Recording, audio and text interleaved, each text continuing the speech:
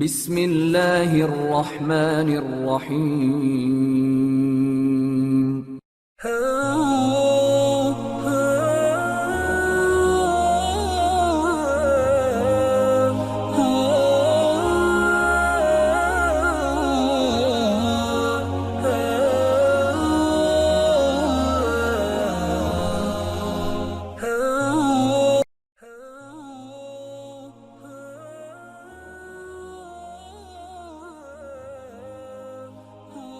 نبی کریم علیہ الصلوۃ والسلام کی ذات اقدس کے حوالے سے سلسلہ پنجتنی نے نوجوان نسل کی بہتر رہنمائی اور آگاہی کے لیے ایک سلسلہ وار پروگرام فوق البشر کی عنوان سے ترتیب دیا ہے۔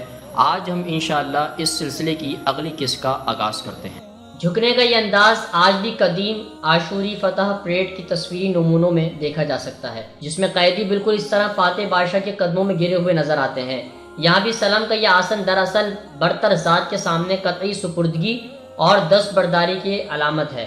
اس طرز عبادت سے صاف اشارہ ملتا ہے جو اس لفظ یعنی سلم یا اسلام کی روح اور اصل ہے۔ اس لفظ کے لغوی معنی یعنی اطاعت یا تسلیم سے عملی مراد عبادت کا یہی آسن ہے۔ چنانچہ حضرت ابو طالب کے یہ طریق دیکھ کر ہکا بکا رہ گئے۔ اس وقت حضرت ابو طالب کے بجائے کوئی دوسرا شخص بھی ہوتا تو یقیناً اسی طرح چونک جاتا۔ عرب میں کسی بھی شخص کے لیے جو کہ سر اٹھا کر چلتا آیا ہو، معاشرے میں عزت اور تکریم کا حامل ہو، فخر سے چوڑا پھرتا ہو، اس کے لیے ماتھے کو یوں ٹیک دینے سے بڑھ کر غیر عرب غیر روایتی انوکھی نرالی بات کوئی دوسری نہیں تھی۔ بہرحال اب ایک سال کے اندر ہی قرآنی احکامات کے لہجے میں تاکیدی اور بے صبری کا عنصر واضح تھا۔ مثلاً یہ آیت اے اوڑھ کر لیٹنے والے اٹھو اور خبر کرو، یعنی اب سوچ بچار احتیاط اور رازداری کا وقت ختم ہو چکا تھا۔ اب نبی کریم علیہ الصلوۃ والسلام کھلے عام یہ پیغام لے کر نہ صرف اپنے عزیز و اقارب بلکہ عام عوام سے مخاطب ہونے والے تھے۔ مکے میں اس طرح کی تقاریر، خطاب اور ڈھنڈور عام طور پر کعبے کے احاطے میں کی جاتی تھی۔ پھر اب کی بار آپ علیہ السلام جن آیات کی تلاوت کرنے والے تھے